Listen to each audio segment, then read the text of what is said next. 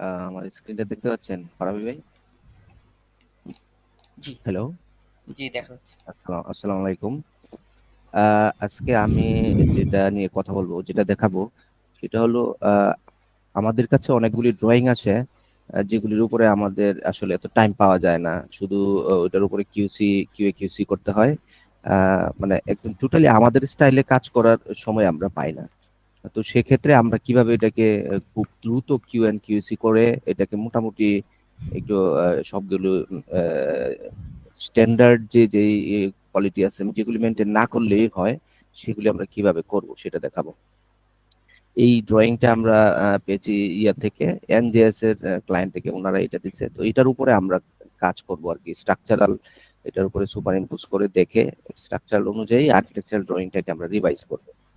তো এই ড্রয়িংটা প্রথম হাতে নিয়েই আমরা যে কাজটা করি সেটা হলো, দেখেন এখানে কিছু সেন্টার লাইন আছে, এই যে দেখেন রেড কালার। হ্যাঁ, এবং এটার কিন্তু ইয়ে দেওয়া আছে। আমরা যদি পেজ সেটআপে গিয়ে দেখি, দেখেন এটা হলো সেন্টার লাইনে দেওয়া আছে। এখানে যখন আমরা ইতে আসি, পেজে আসি, তখন এটা আনলক করা আছে। দেখেন এখানে একদম রাইট কর্নারে আপনারা যদি দেখেন যে স্কেল ঠিক নাই। মানে এই যে এই জিনিসটা আমি দেখাচ্ছি, এখানে এইখানে আমি যখন এটা ডাবল ক্লিক করে ভিতরে ঢুকবো, তখন এখানে স্কেলটা দেখাবে। যদি এটা স্কেল এখানে না থাকে, এরকম দেখায়, তার মানে এটা স্কেল সঠিক না আর কি। আর যদি এটা স্কেল সঠিক থাকে, তাইলে এখানে এক্স্যাক্টলি স্কেলই দেখাবে। যেমন এই স্কেলটা দেখাবে, এই যে দেখেন এখানে লেখা আছে প্ল্যানটা হলো 1:75, এটাও 1:75। বাট আমি যখন এটার ভিতরে ঢুকি ডাবল ক্লিক করে, এখানে স্কেলটা দেখাচ্ছে না, তার মানে এই প্ল্যানটাতে একটু ঝামেলা আছে। তার কারণ হলো প্রথমে এটা যে সেট করতে হবে সেটা হলো ইউনিট। তো ইউনিটটা আমরা ফরম্যাট,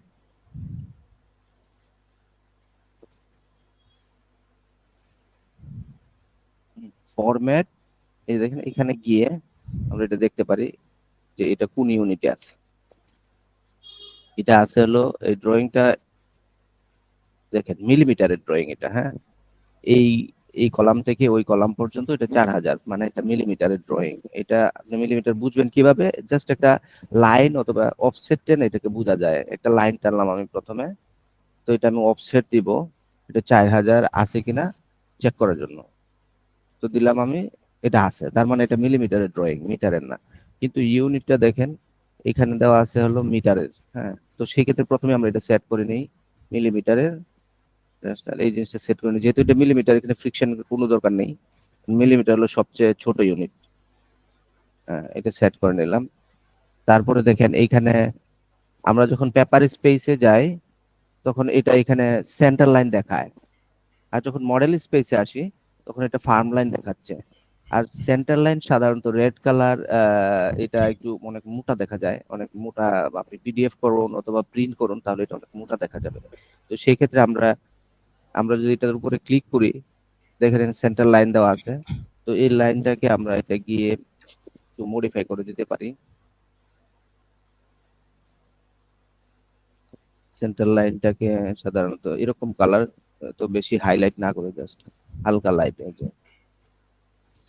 8 নম্বর কালারটা দিয়ে দিলাম। আর এখানে দেখেন এটা জিরো দেওয়া আছে লাইন ওয়েট। যেহেতু এটা মনোক্রোম আর্কিটেকচারাল ড্রয়িং, এটার প্যান অ্যাসাইনমেন্ট অ্যাসাইন করা আছে হলো মনোক্রোমে।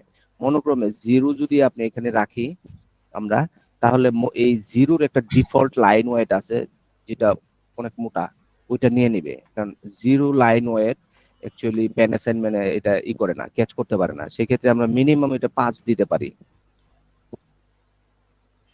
তারপর দেখেন এটা এখানে মডেল স্পেসে এটা এখানে সেন্টার লাইন দেখাচ্ছে না, বাট এইখানে গেলে ঠিকই দেখা যায়। এর কারণ হলো এটা যদি আমরা এটাকে মডিফাই করি, মডেল স্পেসে এসে আমরা পেপার স্পেস, এটাকে, এটা শর্ট ফর্ম হলো paper space line type scale বলে এটাকে। তো আমরা এটা শর্টকাট হলো PSLT, এতটুকু দিলেই এই কমান্ডটা চলে আসবে। এটা দেওয়ার পরে দেখেন এখানে ওয়ান দেওয়া আছে। ওয়ান দেওয়া থাকার জন্যই এটা মডেল স্পেসে একরকম দেখায়, পেপার স্পেসে অন্যরকম দেখায়। তো সেক্ষেত্রে আমরা এটা জিরো রাখি। হ্যাঁ, যদি জিরো করে দিয়ে আমরা রেজেন দিলাম, তখন আপনি দেখেন এখানে আসেন, এটাকে একটু লক করে নিলাম। এখন এটা আর দেখাচ্ছে না। এখন দুই রকমই, মানে মডেল স্পেসে যেরকম ফার্ম লাইন দেখাচ্ছে, পেপার স্পেসেও এরকম ফার্ম লাইন দেখাচ্ছে। এবার আমাদেরকে এটাকে সেট করতে হবে। এটা যেহেতু মিলিমিটার, আমরা ইউনিট সেট করছি। এখন লাইন টাইপ স্কেল চেক করে, লাইন টাইপ স্কেল আছে 0.15, তার মানে এটা হলো মিটারের থাকাতে এটাও এখানে মিটারে চলে আসছে। তো সেটা আমরা 1 রাখতে পারি, মিলিমিটার। হ্যাঁ, মিলিমিটার 1 রাখার পরেও দেখেন পেপার স্পেসে এটা আসতেছে না, মডেল স্পেসে আসতেছে। মডেল স্পেস মোটামুটি দেখা যায় একদম খুব ছোট ছোট।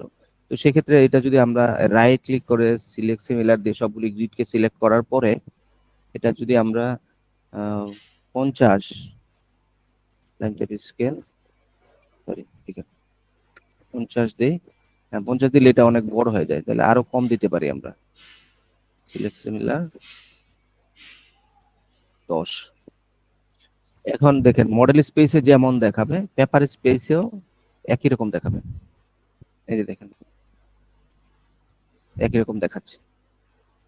আর এখন আমরা এটা পুরোপুরি আমাদের style, dimension style, text style, এত কিছু আমরা এখন এটা চেক করতে পারবো না, কারণ আমাদের হাতে এত সময় নেই। তাই আমরা করব কি, শর্টকাটে এখানে আমাদের যে স্টাইল আছে, এখন এই জায়গায় গিয়ে আমরা প্রথমে স্কেলটা সেট করে নিব।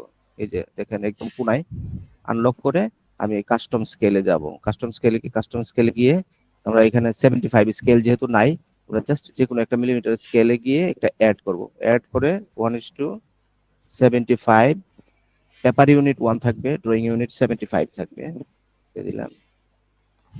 এখন দেখেন এটা অটোমেটিকলি এটা শো করতেছে 1:75, এই যে এই কোনায়।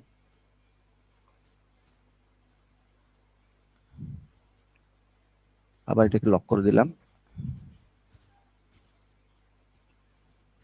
তো এই স্কেল অনুযায়ী এই টেক্সটগুলি এক্স্যাক্টলি সেরকম, মানে সাইজটা কি আসলে অনেক বড় আছে, বা এই যে দেখেন গ্রিডের যে সার্কেল গুলি এটা অনেক বড় দেখা যায়, এটা একটু খারাপই দেখা যায় প্রিন্ট দিলে, যে এই পেপারের এই ড্রয়িং এর মধ্যে সার্কেলটা আমরা আর একটু ছোট করে দিতে পারি।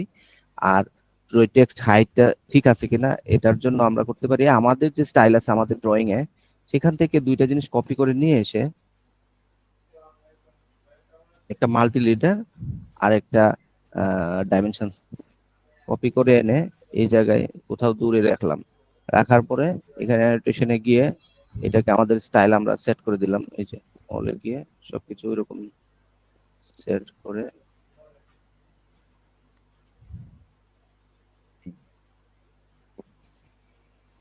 এবার আমাদের স্টাইল সেট হয়ে গেল। এখন জাস্ট আবার একটু চেক করলাম, ঠিক আছে, সবকিছু ঠিক আছে। এবার এটার ভিতরে ঢুকে আমরা জাস্ট এই টেক্সট, এই স্কেল অনুযায়ী টেক্সট হাইট কত হবে এটা একটু জেনে নিব একটা লিডার কমান্ড দিয়ে। জাস্ট একটা টেক্সট কমান্ড, এই দেখেন এই টেক্সটের হাইট আছে হলো 150, আমাদের স্কেল হলো 75, 1:75, জাস্ট এটা ডাবল। 150 টেক্সট হাইট দিলে তাহলে এটা দেখতে একটু সুন্দর দেখাবে। এবার আমরা চেক করি এই ড্রয়িংটা টেক্সট হাইট কত আছে, দেখেন এটা আছে হলো 225, তার মানে এটা অনেক বড় আছে।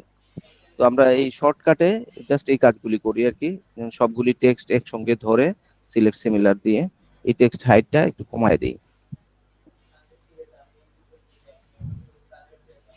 150।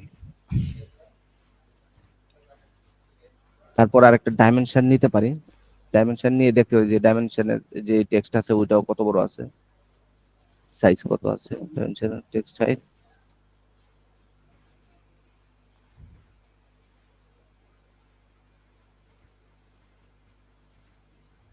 2 আছে। ডাইমেনশনের টেক্সট হাইট ঠিকই আছে, শুধু ওই টেক্সট হাইটই বড় ছিল। এটা ঠিক আছে, এটা দেখেন এক একটা এক এক সাইজ দেওয়া আছে আর কি। এটার সাইজ একটু বড় দেখায়, আবার এটার সাইজ ছোট। তো সেক্ষেত্রে আমরা জাস্ট শর্টকাটে এটা দিয়ে এটাকে এই টেক্সটটাকে দিকে এটাকে জাস্ট ম্যাচ করে দিব আর কি। হ্যাঁ, মানে এক একটা এক এক সাইজ থাকলে ড্রয়িংটা দেখতে সুন্দর দেখা যাবে না, সবগুলিকে ইউনিফাই করা, মানে একই সাইজ রাখা আর কি। সেক্ষেত্রে জাস্ট আমরা ম্যাচ করে দিব সবগুলি এরকম করে। আর টেক্সট, বাকি টেক্সট গুলিকে একটু ছোট করে দেবো আর কি। এভাবে শর্টকাটে আমরা ড্রয়িং গুলিকে একটু কিউএকিউসি চেক করতে পারি। শুধুমাত্র এটার যে স্ট্যান্ডার্ড স্টাইল গুলি, text size, dimension style, layer, লেয়ারও অনেকগুলি ঠিক নাই। দেখেন দেখেন এখানে এই যে এই লেয়ারটা অ্যাকচুয়ালি ওয়ালের লেয়ার, কিন্তু এটা দেওয়া আছে হলো পাইপে।